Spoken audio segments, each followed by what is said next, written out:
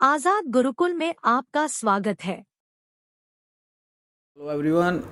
आज हम पढ़ेंगे रीजनिंग का एक नया टॉपिक जिसका नाम है वर्णमाला परीक्षण। ठीक है, तो सीधा हम क्वेश्चन को देखते हैं कि किस प्रकार से क्वेश्चन आता है। यहाँ पर देखिए, अब मैं पहले अपना कैमरा सेट कर देता हूँ। ये देखिए, इसमें कई प्रकार के क्वेश्चन आते हैं। फ़िलहाल हम पहले प्रकार जो हमारा क्वेश्चंस बनते हैं उसके आधार पे हम क्वेश्चन सॉल्व करेंगे। देखिए, पहला जो क्वेश्चन है वह आपकी स्क्रीन पे दिख रहा होगा आपको। इस क्वेश्चन में बोल रखा है कि हमें, पहले मैं अपनी शीट ले लेता हूँ वर्क करने के लिए। ठीक है, अब मैंने ये शीट ले ली। देखो, इसमें बोल रखा है कि निम्न में से प्रत्येक प्रश्न में 5 शब्द दिए गए हैं। यदि इन शब्दों को शब्दकोश के क्रमानुसार में व्यवस्थित किया जाए तो इनमें से कौन सा शब्द बीच में आएगा। देखिए, हमें कितने शब्द दे रखे हैं? हमें 5 शब्द दे रखे हैं। तो हमारा कहने का मतलब ये है कि हमको 5 शब्द दे रखे हैं और बीच में कौन सा आएगा। देखिए, मैं यहाँ पे लिख देता हूँ 1 2 3 4 5। बीच में कौन सा आएगा? हमारा तीसरा आएगा, थर्ड आएगा। ठीक है, जो थर्ड आएगा वो हमारा आंसर होगा। ठीक है, देखिए, अब यहाँ पर सभी को मैं इसको क्वेश्चन को ख़राब नहीं करना चाहता, इसलिए मैं यहाँ पे लिख रहा हूँ इन सभी को। ठीक है, यहाँ पे मैंने लिख दिया स्पिन। मैं कहीं से नहीं लिख रहा हूँ, जो चीज़ यहाँ पे दे रखी है ना ऑप्शन में, मैं ऑप्शन भी लिख देता हूँ, A B C D और मेरे पास E भी है। ठीक है, तो SPINAL SPINNER। ठीक है, और उसके बाद SPINET।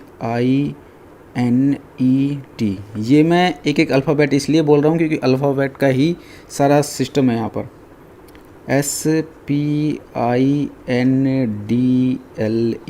अब देखिए, शब्दकोश का अर्थ होता है इंग्लिश में डिक्शनरी। ठीक है, जैसे डिक्शनरी में कोई भी शब्द ऐसे नहीं लिखा जाता, उसको अरेंज करके लिखा जाता है ताकि वो सही क्रम पर मिल जाए। ठीक है, तो देखो, हमें 5वां चाहिए, हमें चाहिए थर्ड नंबर का चाहिए। तो हम क्या करेंगे, सबसे पहले देखिए मैंने ऑप्शन लिख लिए, जो कि ऑप्शन यहाँ पर है। जो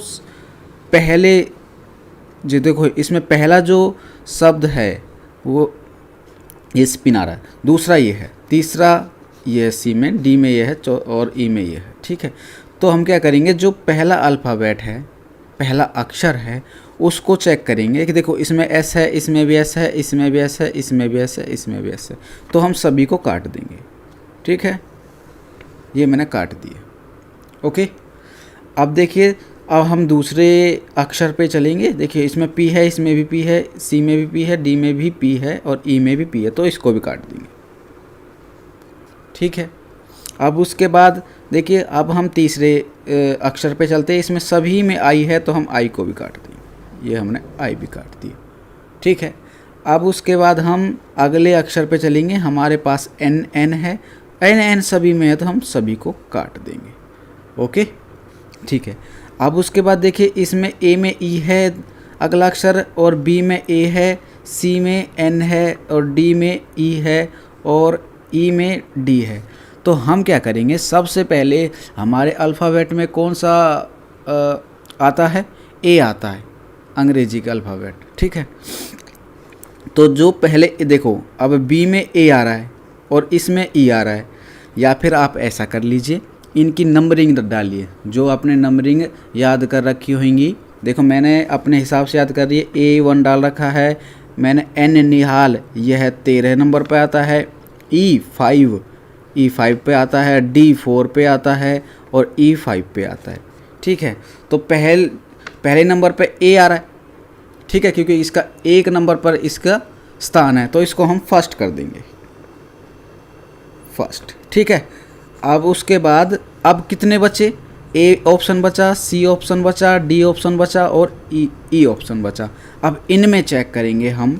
देखो ये 5 नंबर पर आ रही है ई, ठीक है, एन 13 नंबर पर आ रहा है और ई 5 नंबर पर आ रहा है डी में, है ना, और ई में जो ये डी है ये 4 नंबर पर आ रहा है, तो 4 पहले आता है तो ये हो जाएगा सेकंड, ये हमारा सेकंड नंबर पर आ गया ये, ठीक है।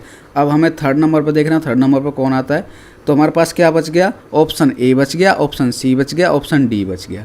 अब देखिए ऑप्शन ए में ई है, ऑप्शन सी में एन है जो 13 नंबर पर आता है, ऑप्शन डी में ई है जो 5 नंबर पर आता है। अब देखिए 5 और 5 ये तो बराबर हो गया, अब इन दोनों में कंपटीशन चलेगा, चलो ठीक है।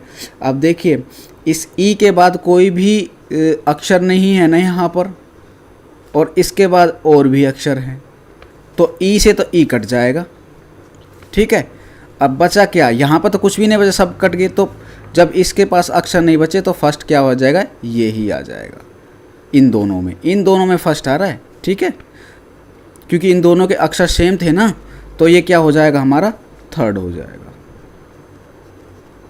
थर्ड। और ये जो बचा ये बच जाएगा हमारा फोर्थ, और जो बाकी का ये सी बचा हमारा ऑप्शन, और ये नंबर पर आ जाएगा हमारा फिफ्थ, ये हमारा फिफ्थ नंबर पर आ जाएगा, ठीक है। तो हमें कौन सा चाहिए थे, हमें चाहिए था बीच वाला थर्ड। तो हमारा थर्ड कौन सा आया जो भाई तीसरे नंबर पर आया थे, ज़रा बताना हमें।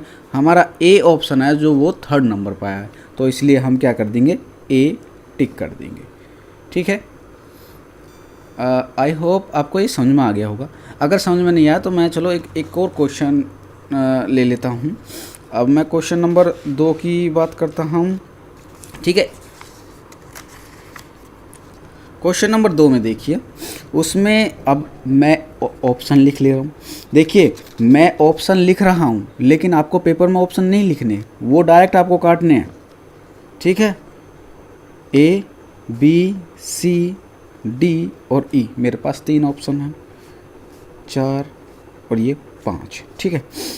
और जो ए में क्या है हमारा, P R A I S E, और बी में ऑप्शन है हमारा P R A C T I C A L, सी में है P R A N K, D में है P R A Y R, और ई में है P R A C T I S E, ठीक है। ये हमारे ऑप्शंस हैं, ठीक है। अब हमें क्या चाहिए, क्वेश्चन में पहले ही बोल रखा है कि हमें थर्ड चाहिए। भाई इसमें 5 है ना, 1 2 3 4 5, हमें बीच वाला चाहिए, कहने का मतलब थर्ड चाहिए। जो थर्ड आएगा हमें वो चाहिए, फर्स्ट सेकंड नहीं चाहिए, नहीं फोर्थ चाहिए, नहीं फिफ्थ चाहिए, ठीक है। तो चलो हम पहले अक्षर से स्टार्ट करते हैं। सभी में पी पी है तो चलो काट देते हैं, अभी सारे बराबर भाग रहे हैं। अब अगले में क्या है, इससे आर आर है, चलो आर आर काट दिया, अभी भी सारे बराबर हैं। अब अगला अक्षर इसमें ए है, इसमें भी ए, इसमें भी ए, तो भाई ये सभी में ए है, ये बराबर काट दिए, ठीक है।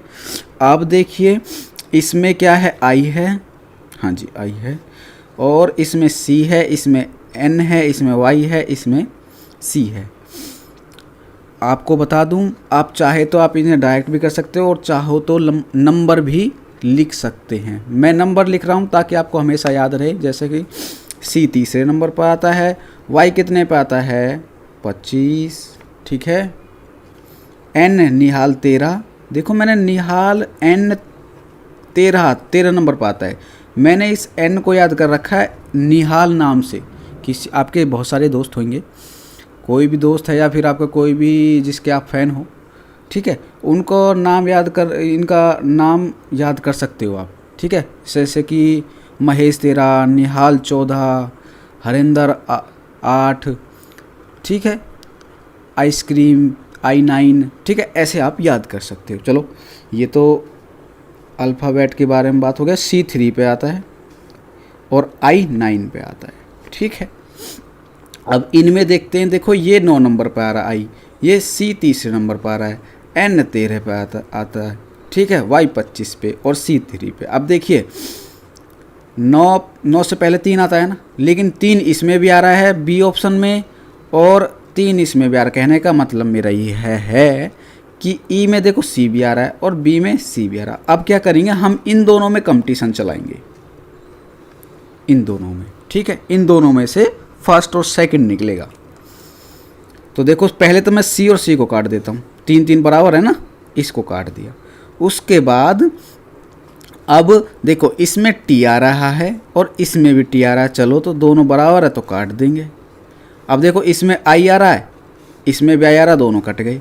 इसमें सी आ रहा है, इसमें एस आ रहा है। एस सुनील 19 नंबर पे आता है, ठीक है, और सी 3 नंबर पे आता है।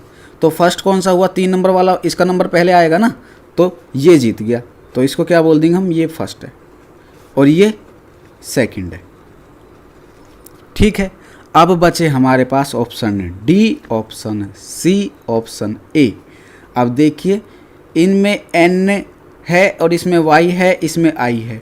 आई 9वें नंबर पर आता है, एन 13वें नंबर पर आता है और वाई 25वें नंबर पर आता है। तो 9 पहले आएगा, तो इससे देखो फर्स्ट हमारे पास आ गया है, सेकंड हमारे पास आ गया, तो कौन सा आएगा, थर्ड नंबर आएगा, थर्ड, ए थर्ड पे आ गया, ठीक है। अगर हमसे पूछ लिया जाए फोर्थ नंबर बताइए भाई, तो फोर्थ में क्या करेंगे हम, अब इन दोनों में कंपटीशन चलाएंगे। देखो ये 25 पे है, ये 13 नंबर पे, तो 13 पहले आता है, तो ये कौन से पे आ जाएगा, फोर्थ।